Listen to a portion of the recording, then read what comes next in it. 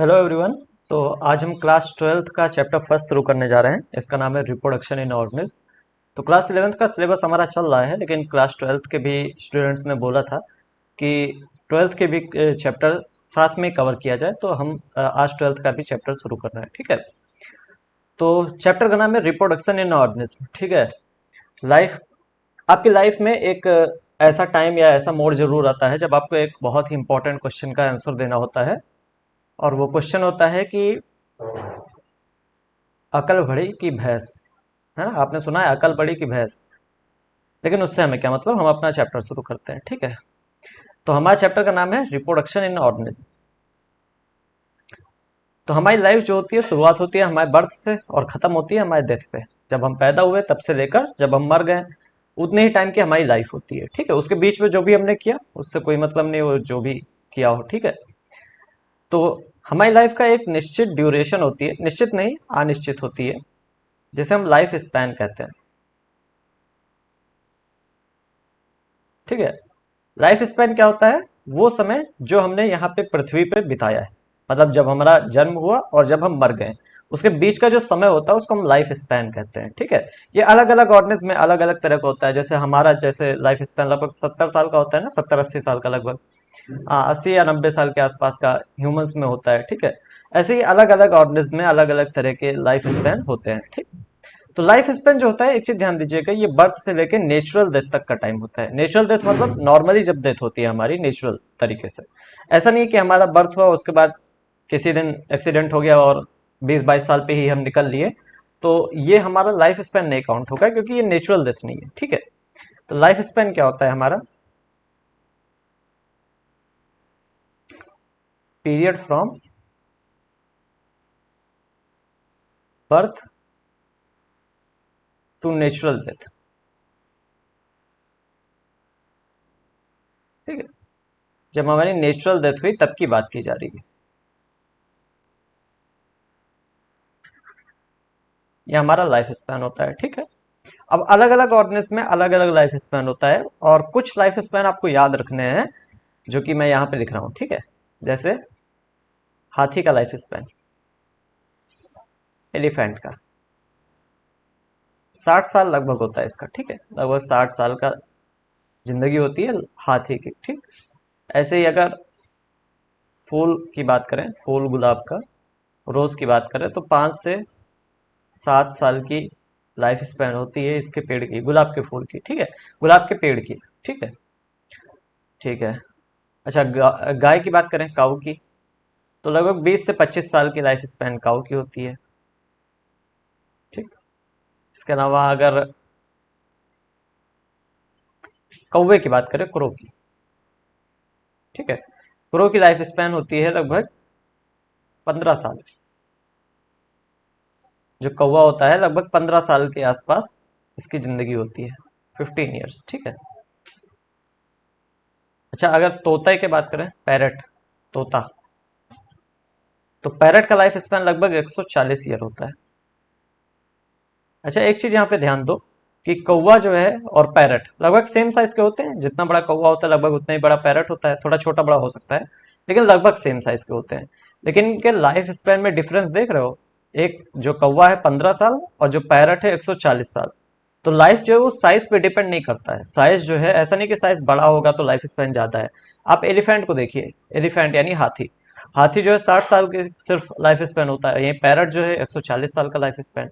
तो life span size पे depend नहीं करता है। ठीक है, ये चीज अभी हम लिखेंगे। पैरट हो गया, इसके अलावा कुछ और हैं जिनको आपको अच्छे से याद रखना है। फ्रूट फ्लाई, ड्रोसोफिला मेलेनोगास्टर, इसके बारे में हम पढ़ेंगे। ठीक है, फ्रूट फ्लाई का लगभग 14 दिन, ठीक है, 2 हफ्ते, 14 डेज। क्रोकोडाइल की बात करें, क्रोकोडाइल भी लगभग 60 साल के आसपास इसका भी लाइफ स्पैन होता है। ठीक है, टॉर्टोइस, कछुआ, जो कि फेमस है अपनी लंबी लाइफ स्पैन के लिए ना, ये लगभग जीता है 100 से 150 साल,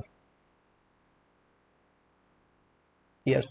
अच्छा याद रखना, फ्रूट फ्लाई में हमने डेज लिखा है। ठीक है, 14 दिन, इसको आप 2 हफ्ते भी कह सकते हैं। तो जो ऑप्शन में आपको मिल जाए, 2 हफ्ते मिल जाएगा तो 2 हफ्ते पे टिक लगा देना। बैनियन ट्री, बरगद का पेड़, 200 से 500 साल की लाइफ स्पैन इसकी हो सकती है।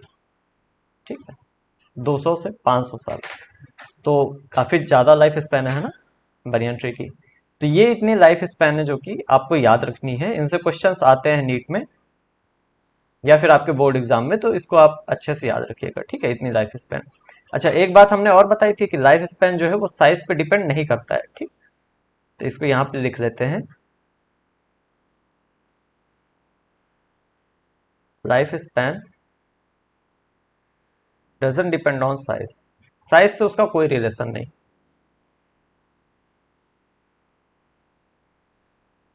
ऑन साइज, ठीक, ठीक है।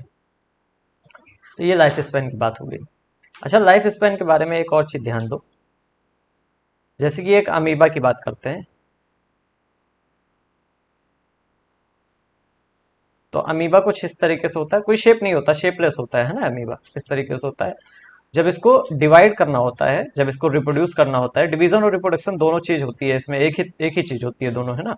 ये चीज हम पढ़ चुके हैं क्लास 11th में, चैप्टर फर्स्ट में। तो अमीबा जो होता है इसका डिवीजन जो है, इसको आप रिप्रोडक्शन भी कह सकते हैं। जब इसका सेल डिवीजन होता है, ये इसका न्यूक्लियस है, तो ये पहले ऐसे बड़ा हो जाता है, ग्रो कर देता है थोड़ा, उसके बाद धीमे धीमे करके न्यूक्लियस का पहले डिवीजन हो जाता है, उसके बाद सेल का डिवीजन हो जाता है, और एक अमीबा से दो डॉटर अमीबा बन जाती हैं। ठीक है, अब यहाँ पे देखो, जो अमीबा की बॉडी है वो एक्चुअली दो भागों में बट गई है ना। एक बॉडी अमीबा के पास थी, एक अमीबा के पास एक अकेली ही सेल होती है, और वो सेल जो है वो दो भागों में बट गई। यानी अमीबा की एक्चुअल जो बॉडी थी वो दो भागों में बट गई है। तो यहाँ पे डेथ का कोई मतलब नहीं रह जाता है, क्योंकि डेथ तो तब होती है जब आपकी बॉडी खत्म हो जाए। ठीक है, लेकिन यहाँ पे बॉडी जो है खत्म ही नहीं हो रही, आपकी बॉडी जो है वो दो भागों में बट गई, तो यहाँ पे डेथ का कोई मतलब नहीं रह जाता है। जैसे वही क्वेश्चन पे वापस आ जाते हैं कि अकल बड़ी या भैंस। तो यहाँ पे अकल बड़ी या भैंस, इस क्वेश्चन में हमें बताना चाहिए ना कि साइज के हिसाब से पूछा जा रहा है, कि साइज में कौन बड़ा है, पावर के हिसाब से पूछा जा रहा है किसकी पावर ज्यादा है। ठीक है, तब तो हम क्वेश्चन का आंसर दे पाएंगे कि अकल बड़ी है या फिर भैंस, लेकिन कुछ बताया ही नहीं गया तो इस क्वेश्चन का कोई मतलब नहीं बनता। वैसे ही यहाँ पे भी लाइफ स्पैन का कोई मतलब नहीं बनता, लाइफ स्पैन का तो भी बनता है मान लीजिए, लेकिन डेथ का कोई मतलब नहीं बनता, क्योंकि यहाँ पे डेथ नहीं हो रही है, यहाँ पे सिर्फ बॉडी का डिवीजन हो जा रहा है। अपनी बॉडी जो है वो अमीबा डिवाइड कर दे रहा है, और उसी को हम बता दे रहे हैं कि डॉटर बन गई, है ना। तो जो यूनिसेलुलर ऑर्गेनिज्म होते हैं उनमें जो डेथ होती है वो डिफाइंड नहीं होती है, वो कंफर्म नहीं रहती। ठीक है, तो हम कहते हैं कि जो यूनिसेलुलर ऑर्गेनिज्म है वो इमॉर्टल है। इमॉर्टल मतलब अमर है। अमर क्यों है? क्योंकि यहाँ पे डेथ नहीं हो रही है। ठीक, तो ये याद रखिएगा। अच्छा, बाकी जो ऑर्गेनिज्म है वो सब तो मरना ही है, जैसा आप देख रहे हैं यहाँ पे एलिफेंट है, 60 से 90 साल इसकी होती है। इसको पूरा लिख लेते हैं,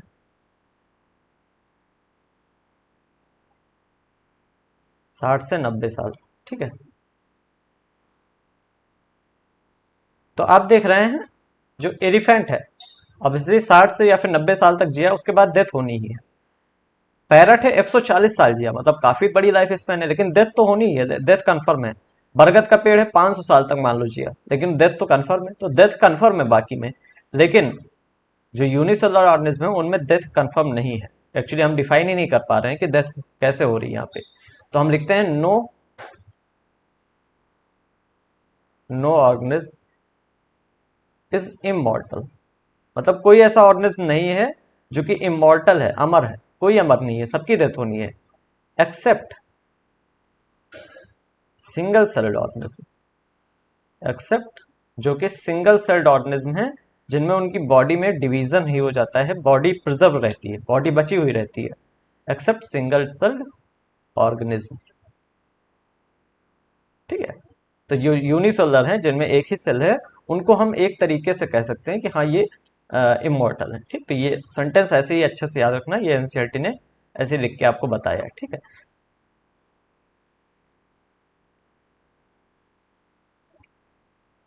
अच्छा, तो हम बात कर रहे थे, हमारे चैप्टर का नाम है रिप्रोडक्शन इन ऑर्गेनिज्म। ठीक है, तो हम बात करते हैं रिप्रोडक्शन की। ये रिप्रोडक्शन क्या होता है?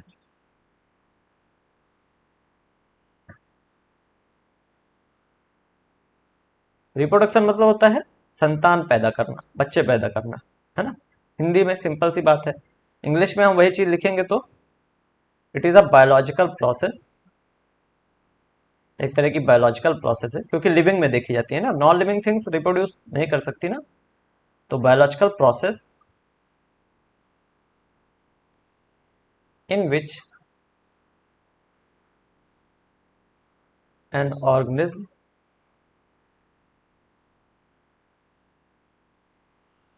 Give rise to offspring. Offspring मतलब होता है संतान, है ना। Offspring similar to itself, अपने जैसे ऑफ स्प्रिंग के को जन्म देती है, इसको हम कहते हैं रिप्रोडक्शन। ठीक है, तो रिप्रोडक्शन एक बायोलॉजिकल प्रोसेस है जिसमें एक ऑर्गेनिज्म जो होता है वो अपने जैसे ऑफ स्प्रिंग को जन्म देता है, अपने अपने जैसे संतान को जन्म देता है। ठीक है, इसी को हम रिप्रोडक्शन कहते हैं। रिप्रोडक्शन क्या जरूरी है क्या? नहीं, जरूरी नहीं है ना। लेकिन कुछ चीजें हैं, नहीं रिप्रोडक्शन जरूरी है, एज एन इंडिविजुअल जरूरी नहीं है। लेकिन अगर हम बात करें कि देखिए अभी आपने पढ़ा था कि कोई भी अमर नहीं है, सब मरते हैं एक ना दिन, तो फिर हम लोग को तो मर जाना चाहिए था, पूरी स्पीसीज खत्म हो जानी चाहिए थी अर्थ पे। लेकिन अभी हम जिंदा है, मतलब ह्यूमन स्पीसीज खत्म हो जानी चाहिए थी, क्योंकि सब तो मर जाते हैं। लेकिन अभी तक हम इसलिए जिंदा है क्योंकि हमारे पास रिप्रोडक्शन करने की कैपेबिलिटी, हम रिप्रोड्यूस करते हैं, और रिप्रोड्यूस से जनरेशन ओवर जनरेशन, मतलब एक जनरेशन से दूसरी जनरेशन हमारी जो लाइफ है वो चलती रहती है, या हमारी स्पीसीज जो है वो चलती रहती है। तो रिप्रोडक्शन की ही वजह से आज स्पीसीज हमारी अर्थ पे है, या फिर किसी भी ऑर्गेनिज्म की स्पीसीज अर्थ पे इस वजह से क्योंकि वो रिप्रोड्यूस कर सकता है। अगर रिप्रोडक्शन की कैपेबिलिटी ना होती तो ऑब्वियसली वो खत्म हो जाता। ठीक है, तो रिप्रोडक्शन जरूरी है, बिल्कुल जरूरी है। हाँ, एक इंडिविजुअल के लिए जरूरी नहीं है। अगर मैं रिप्रोड्यूस ना करूंगा तो भी कोई दिक्कत नहीं है, मैं जिंदा रहूंगा आराम से। ठीक है, क्योंकि दुनिया में लाखों लोग हैं, उनका यही काम है ना, रिप्रोड्यूस करना। ऐसे ही किसी एक अगर एनिमल की बात करें, किसी एक शेर की बात करें या किसी एक कुत्ते की बात करें, अगर वो रिप्रोड्यूस नहीं करते हैं तो कोई दिक्कत नहीं है। लेकिन अगर उनकी पूरी प्रजाति ही रिप्रोड्यूस नहीं कर सकती है तो प्रजाति ही खत्म हो जाएगी। ठीक है, तो रिप्रोडक्शन क्या करता है? लाइफ को मेंटेन करता है। ठीक है, एक स्पीसीज को मेंटेन करता है कह लीजिए। Reproduction enables continuity. कॉन्टिन्यूटी मतलब निरंतरता या बनाए रखना, कॉन्टिन्यूटी ऑफ लाइफ,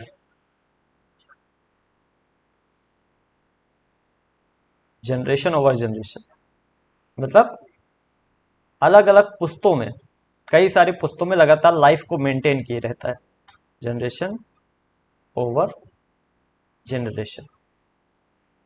ठीक है,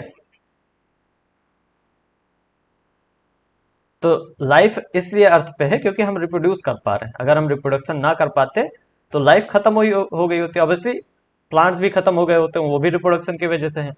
एनिमल्स भी खत्म हो गए होते, सब खत्म हो गए होते, है ना। तो हाँ, एक इंपॉर्टेंट प्रोसेस ये है। अब रिप्रोडक्शन करने के अलग अलग तरीके होते हैं, जिसमें से दो तरीके हमें पढ़ने हैं। दो ही तरीका होता है रिप्रोडक्शन का। खैर, रिप्रोडक्शन दो तरीके से हो सकता है। एक होता है ए सेक्सुअल रिप्रोडक्शन, और एक होता है सेक्सुअल रिप्रोडक्शन।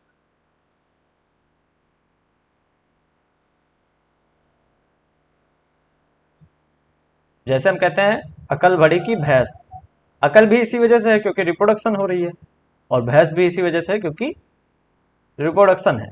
अगर ये दोनों ना होते, रिप्रोडक्शन ना होता, तो ये दोनों भी ना होते। एसेक्सुअल रिप्रोडक्शन में क्या होता है? एक ही पेरेंट की जरूरत होती है। ठीक है, एक से ज्यादा पेरेंट हमें नहीं चाहिए, एक ही पेरेंट में काम हो जाए। तो सिंगल पेरेंट इज इन्वॉल्व,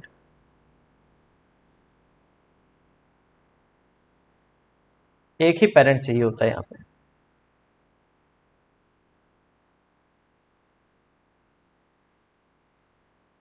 ठीक है, हालांकि सेक्सुअल रिप्रोडक्शन में हमें दो पेरेंट चाहिए होते हैं, और दोनों पेरेंट जो होते हैं वो अपोजिट सेक्स के होने चाहिए, मतलब एक मेल और दूसरा फीमेल, अपोजिट सेक्स के। ठीक है, two parents are required are involve लिख लेते हैं, ठीक है, of opposite sex. Opposite sex मतलब एक मेल और दूसरा फीमेल, इस तरीके से, है ना। तो दो पेरेंट चाहिए होते हैं और अपोजिट सेक्स के चाहिए होते हैं। इसके अलावा जो सेक्सुअल रिप्रोडक्शन होता है, इसमें जब दो पेरेंट्स होते हैं, दोनों पेरेंट जो होते हैं वो गैमीट बनाते हैं। गैमीट जो होते हैं उन्हीं के फ्यूजन से यहाँ पे रिप्रोडक्शन होता है, ठीक है। कैसे होता है अभी हम पढ़ेंगे। तो यहाँ पे गैमीट का फ्यूजन होता है, ये इंपॉर्टेंट चीज है, ठीक है। Fusion of gametes take place. एक मेल गैमीट बनेगा, एक फीमेल गैमीट बनेगा, और दोनों आपस में फ्यूज करेंगे, ठीक है। Fusion of gamete takes place,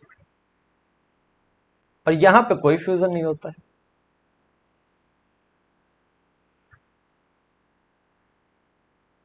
no fusion of gametes. Gamete का फ्यूजन यहाँ पे कोई कोई नहीं होता है, ठीक है। तो ये दो तरह के होते हैं, एसेक्सुअल और सेक्सुअल रिप्रोडक्शन। जो एसेक्सुअल रिप्रोडक्शन होता है ये फास्ट होता है, तेज होता है, ठीक है, और ये सिंपल होता है, ठीक। अगर जो सिंपल ऑर्गेनिज्म है, जैसे अभी आपने अमीबा को देखा था, यहाँ पे अभी आप देखिए, अभी आपने ये देखा अमीबा। अमीबा में एक ही अमीबा ने रिप्रोड्यूस करके दो डॉटर बना लिए, ठीक है। तो एक अमीबा से दो अमीबा बन के ये हो गया रिप्रोडक्शन, ठीक। और रिप्रोडक्शन के लिए एक ही अमीबा चाहिए था, यानी सिंगल पेरेंट इन्वॉल्व था। ये एक तरह का एसेक्सुअल रिप्रोडक्शन है, किसी तरह का गैमेट नहीं बना, गैमेट का फ्यूजन नहीं हुआ, एक तरह का एसेक्सुअल रिप्रोडक्शन, ठीक है। तो आप देख रहे हैं जो एसेक्सुअल रिप्रोडक्शन है, ये सिंपल वाले ऑर्गेनिज्म जो होते हैं, ये खुद भी सिंपल होता है। एसेक्सुअल रिप्रोडक्शन सिंपलर प्रोसेस है, काफी सिंपल प्रोसेस होती है। सेक्सुअल रिप्रोडक्शन कॉम्प्लेक्स प्रोसेस होती है, और एसेक्सुअल रिप्रोडक्शन सिंपल ऑर्गेनिज्म में होता भी है। जैसे यूनिसेलुलर ऑर्गेनिज्म जो होते हैं, इनमें एसेक्सुअल रिप्रोडक्शन ही देखा जाता है, ठीक है। तो सबसे पहले हम क्या करेंगे, एसेक्सुअल रिप्रोडक्शन अच्छे से पढ़ेंगे, फिर सेक्सुअल पे आते हैं। तो यहाँ पे हम हेडिंग डालते हैं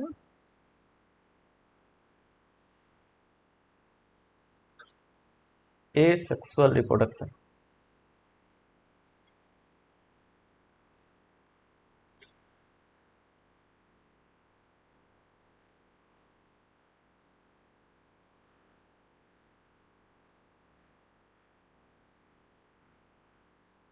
ठीक है, एसेक्सुअल रिप्रोडक्शन, पहले हम इसको अच्छे से समझते हैं।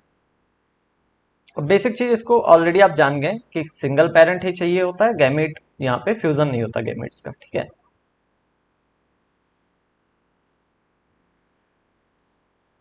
अब देखो, क्योंकि यहाँ पे सिंगल पेरेंट इन्वॉल्व है, तो किसी तरह का वेरिएशन नहीं क्रिएट होता। वेरिएशन मतलब क्या होता है, जैसे ये है, जैसे ये है हमारे पास, ये क्या बना रहा है, ठीक है, ये हमारे पास जलेबी है, ठीक है।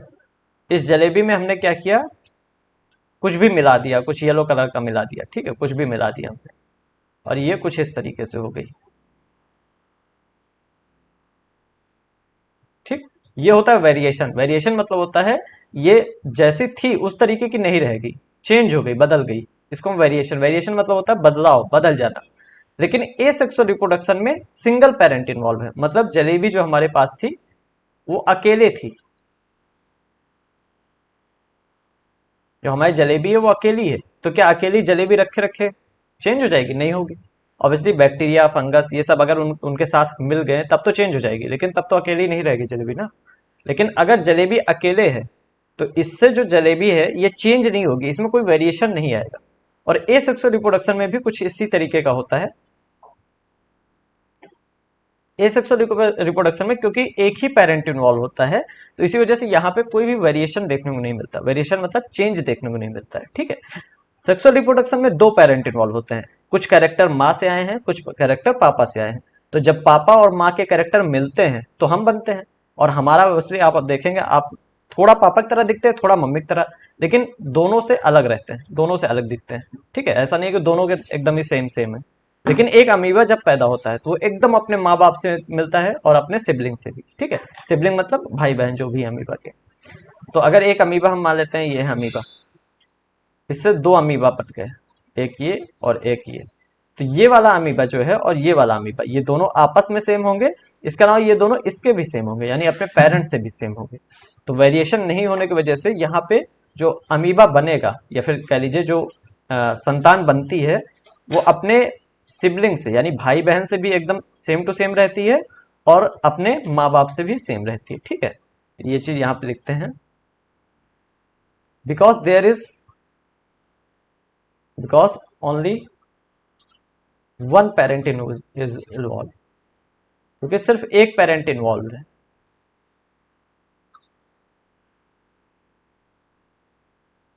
यहाँ पे इज होगा, is involve, there is no variation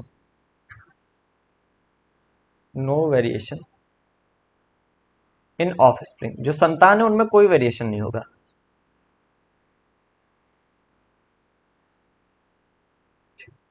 कितना घटिया एग्जांपल दिया था मैंने जलेबी वाला। There is no variation in offspring, तो संतान में जो है कोई वेरिएशन नहीं देखने को मिलेगा। ठीक है, तो जो संतान होगी, अब कोई वेरिएशन नहीं है तो पापा मम्मी से और पापा से ऑब्वियसली, क्योंकि एक ही पेरेंट है, तो जो भी उसका पेरेंट है तो पेरेंट से और आपस में ये एकदम सिमिलर होती है। ठीक है, तो ऑफ स्प्रिंग प्रोड्यूस्ड, जो भी ऑफ स्प्रिंग बनी है, जो भी संतान बनी है, is similar to parent as well as well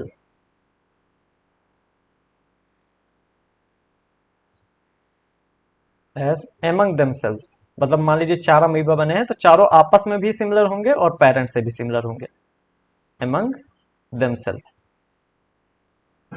ठीक है, तो आपस में भी सिमिलर होते हैं और पेरेंट से भी सिमिलर होते हैं जो ऑफ स्प्रिंग बनते हैं। अब क्योंकि ऑफ स्प्रिंग एक दूसरे से सिमिलर होते हैं, जैसे आप फोटोकॉपी कराने जाते हैं तो जो आपको ओरिजिनल डॉक्यूमेंट होता है वो फोटोकॉपी जो होती है उसके सिमिलर होता है। ठीक है, तो हम कह सकते हैं कि जो आपका फोटोकॉपी वो एक तरह का क्लोन है। क्लोन मतलब होता है copy, copy in the sense मतलब एकदम सेम टू सेम। तो यहाँ पे भी जो ऑफ स्प्रिंग बनते हैं उनको हम क्लोन कहते हैं। ठीक है, among themselves these offsprings, जो ऑफस्प्रिंग्स होते हैं आर मॉर्फोलॉजिकली, अभी समझाते हैं क्या होता है ये, एंड जेनेटिकली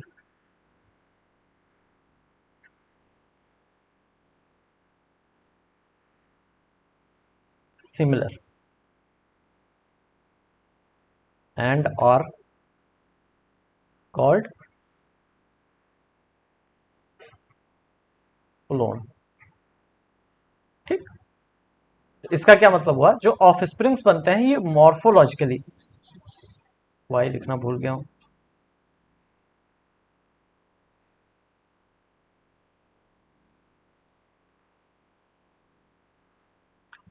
जो ऑफस्प्रिंग बनते हैं ये मॉर्फोलॉजी मतलब होता है एक्सटर्नल फीचर्स, जैसे हम बाहर से देखने में किस तरीके से हैं, इसको हम मॉर्फोलॉजी कहते हैं। तो जो ऑफस्प्रिंग बनेंगे, जो संतानें बनेंगी, वो मॉर्फोलॉजिकली और जेनेटिकली, यहाँ पे भी वाई भूल गया हूँ, जेनेटिकली सिमिलर होंगे। जेनेटिकली मतलब होता है जीन्स उनके सिमिलर होंगे, या कह लीजिए उनका डीएनए भी सिमिलर होगा।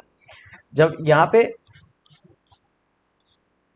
जब यहाँ पे एक अमीबा से दो अमीबा बना, तो क्योंकि यहाँ पे कोई वेरिएशन नहीं है, तो यहाँ पे जिस तरीके का डीएनए रहा होगा, न्यूक्लियस के अंदर होता है डीएनए, जिस तरह का डीएनए होगा वैसे ही यहाँ पे भी होगा।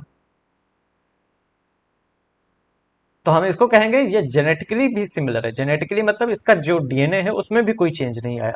जबकि सेक्सुअल रिप्रोडक्शन आप पढ़ेंगे तो वहां पे डीएनए भी चेंज होता है, क्योंकि डीएनए जो होता है उसका मिक्सचर बनता है, थोड़ा डीएनए मम्मी का, थोड़ा डीएनए पापा का, कुछ क्रोमोसोम मम्मी के, कुछ क्रोमोसोम पापा के, इनका मिक्सचर बन जाता है। तो हमारा जीन्स भी चेंज हो जाता है, मतलब हम जेनेटिकली भी चेंज हो जाते हैं।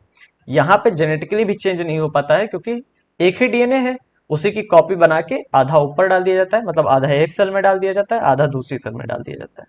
ठीक है, तो जो अमीबा है या फिर जो ए सेक्सुअल रिप्रोडक्शन है, इनमें जो ऑफस्प्रिंग होते हैं ये मॉर्फोलॉजिकली तो सेम होते ही हैं, मतलब देखने में, जेनेटिकली भी सिमिलर होते हैं, और इसी वजह से इनको क्लोन कहा जाता है। क्लोन मतलब होता है कॉपी। ठीक है, क्लोन्स लिख लेते हैं, है ना, कई सारे बच्चे होंगे क्लोन्स। ठीक है, अच्छा, तो अब कई तरह के एसेक्सुअल रिप्रोडक्शन के तरीके हैं जिनको हमें पढ़ना है। जैसे यहाँ पे हम लिख लेते हैं types of A sexual reproduction.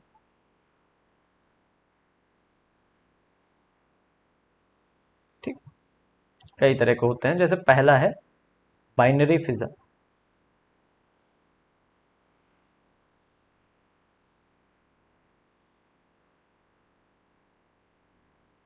Binary fission already आपने देख लिया, ये एक अमीबा है।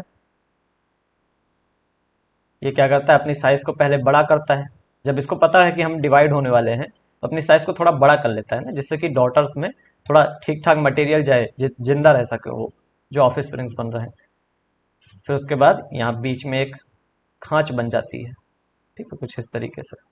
और जो न्यूक्लियस होता है वो डिवाइड हो जाता है और इसके बाद दो डॉटर सेल्स बन जाती हैं। तो ये था हमारा अमीबा, और ये हमारी डॉटर अमीबा है या डॉटर सेल्स कह सकते हैं, डॉटर सेल्स। अब यहाँ कई बच्चे पूछते हैं कि सर डॉटर सेल्स क्यों कहा जाता है, सन क्यों नहीं कहा जाता, है ना। डॉटर मतलब बेटी, सन मतलब बेटा।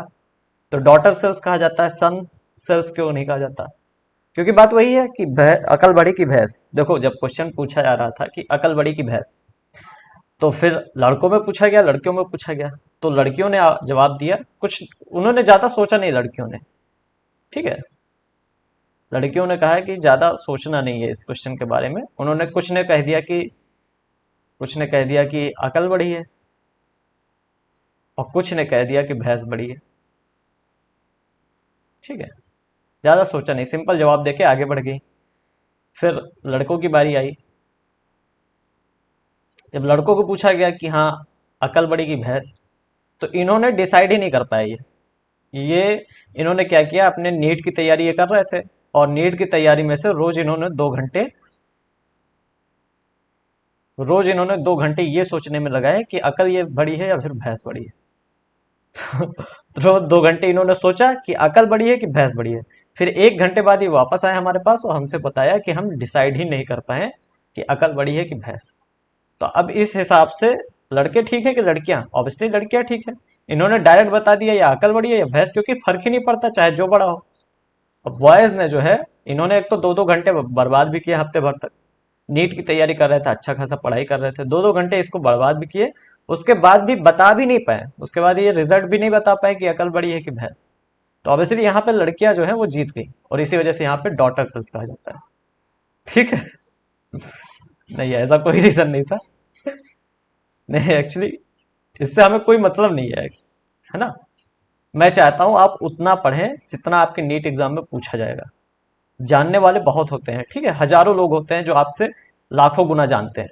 ठीक, लेकिन आपको कितना पढ़ना है जितना आपके एग्जाम में पूछा जाएगा। फालतू की चीजें पढ़ने की कोई जरूरत नहीं है। ठीक, कि हाँ डॉटर सेल क्यों कहा जाता है, मुझे नहीं आता। ठीक है, तो एक तरीका हो गया हमारे पास बाइनरी फिजन। अरे यार, एक तरीका हो गया हमारे पास बाइनरी फिजन। तो बाइनरी फिजन किस में देखा जाता है, एग्जाम्पल से याद कर लो, एग्जाम्पल्स इंपॉर्टेंट है। अमीबा में तो देखा ही जाता है, आपको सामने ही दिखा है। इसके अलावा पैरामीशियम में भी देखा जाता है। पैरामीशियम देखने में चप्पल की तरह होता है, हमारे जैसे हमारा चप्पल होता है उसी की तरह एक शेप होता है कुछ। इसमें भी बाइनरी फिजन देखा जाता है। दूसरे पे आते हैं। दूसरा है बडिंग। ठीक है, अच्छा बडिंग में क्या होता है, बडिंग में मान लेते हैं ये एक ऑर्गेनिज्म है। बडिंग हाइड्रा में देखी जाती है। ठीक है, तो यहाँ पे हम हाइड्रा बनाते हैं।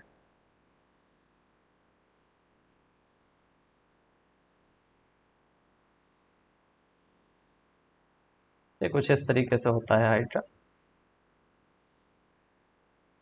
तो ये एक हाइड्रा है नॉर्मल, ये पेरेंट है। ठीक है, एसेक्सुअल रिप्रोडक्शन एक ही पेरेंट चाहिए होगा, ये एक पेरेंट है। ठीक, इसमें क्या होता है, एक छोटी सी बड निकलती है, एक कली निकलती है, बेसिकली आप कह सकते हैं।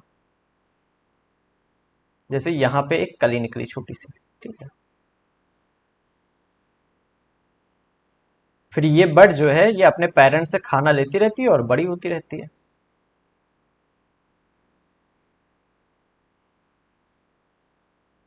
ये बड बड़ी हो गई। और ये इसकी पेरेंट है, मतलब ये हमारा पेरेंट है जिससे बड निकली है। ठीक है, जब ये काफी बड़ी हो जाती है, इतनी बड़ी कि अपने आप रह सके, मतलब इंडिपेंडेंट अपना रह सके, तो ये इस हाइड्रा से डी अटैच हो जाती है, मतलब अलग हो जाती है, और दूसरा नया पेड़ बना लेती है, नया मतलब वो बना लेती है, क्या कहते हैं, हाँ पेड़, नहीं पेड़ नहीं कह सकते, तो नया ऑर्गेनिज्म बना लेती है। ठीक है, तो यहाँ पे क्या हो गया, ये तो हमारा पेरेंट था ही साथ, है ना, ये हमारा पेरेंट था, साथ में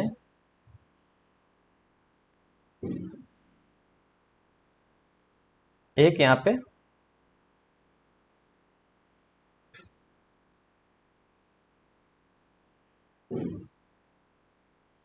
ये हमारा डॉटर बन गई, डॉटर हाइड्रा बन गया। ठीक है, तो ये होती है बडिंग। ठीक, तो बडिंग इन हाइड्रा लिख देते हैं, ये हाइड्रा की कहानी है। बडिंग कहाँ कहाँ देखी जाती है, तो हाइड्रा में देखी जाती है, इसके अलावा ईस्ट में देखी जाती है। ठीक, ये दोनों एग्जांपल आपको बडिंग के याद रखने हैं। ठीक है, तो आप देख रहे हैं एसेक्सुअल रिप्रोडक्शन काफी सिंपल है, सीधी सीधी बात है, वही हमको पढ़ना है। ठीक है, जो भी हो रहा है सिंपल सी बात है, और मतलब काफी सिंपल है ना, और सिंपल ऑर्गेनिज्म भी है जिनमें हो रहा है। ठीक, बडिंग के बाद और भी कई सारे हैं जिनके फिगर आपको नहीं समझने हैं, सिर्फ याद रखना है अच्छे से। तो बडिंग के बाद आ गया कोनिडिया। कोनिडिया भी देखने में बड के तरीके होते हैं, देखने में थोड़ा, लेकिन थोड़ा सा अलग होते हैं। ठीक है, कोनिडिया जो है पेनिसिलियम में देखा जाता है, पेनिसिलियम में। ठीक, जेम्यूल्स, जेम्यूल जो होती हैं इंटरनल बड होती हैं। ठीक है, बॉडी के अंदर बनती हैं, यहाँ आप देखो बॉडी के बाहर बन रही हैं, जेम्यूल्स जो होती हैं बॉडी के अंदर बनती हैं, स्पॉन्जेस में देखी जाती हैं। ठीक है, हाँ तो बस ये चार आपको अच्छे से याद रखने हैं, बाइनरी फिजन, बडिंग, कोनिडिया और जेम्यूल्स। ठीक है, पेनिसिलियम और स्पॉन्जेस ये एग्जाम्पल है। ठीक है, कुछ दूसरे पेन से लिख दें, कुछ इंपॉर्टेंट नहीं है ऐसा मतलब, लेकिन मैं सोच रहा हूँ एक ही पेन से लिख देंगे तो आप कंफ्यूज ना हो। तो कोनिसिलियम सॉरी कोनिडिया जो है पेनिसिलियम में दिखने को मिलता है, और जेम्यूल्स जो होते हैं स्पॉन्जेस में। ठीक है, तो ये इतना आप एसेक्सुअल रिप्रोडक्शन के चार तरीके आप इसको याद रखिएगा। ये एनिमल्स की बात हो गई, और अब हम बात करेंगे कि प्लांट्स में एसेक्सुअल रिप्रोडक्शन किस तरीके से होता है। तो एक स्पेशल नाम दिया जाता है प्लांट्स के केस में, एसेक्सुअल रिप्रोडक्शन को हम वेजिटेटिव रिप्रोडक्शन कहते हैं। ठीक है, तो बेसिकली वेजिटेटिव रिप्रोडक्शन जो है वो एक तरह का एसेक्सुअल रिप्रोडक्शन ही होता है, लेकिन जब हम प्लांट की बात करते हैं तो हम एसेक्सुअल की जगह वेजिटेटिव टर्म यूज करते हैं, कि यहाँ पे वेजिटेटिव रिप्रोडक्शन हो रहा है। ठीक है, और उसकी बात हम अगले क्लास में करेंगे, आज के लिए इतना ही। ठीक, हाँ आज के लिए इतना ही, मिलते हैं अगले क्लास में, और अगले क्लास में हम यहाँ से कंटिन्यू करेंगे, वेजिटेटिव रिप्रोडक्शन पढ़ेंगे। ठीक, तो ठीक है, मिलते हैं अगले क्लास में। कोई भी क्वेश्चन होगा, कुछ भी पूछना होगा तो आप कमेंट कर देना, कोई भी चीज़ बतानी होगी तब भी कमेंट कर देना, और मैं देख लूंगा। ठीक, बाय।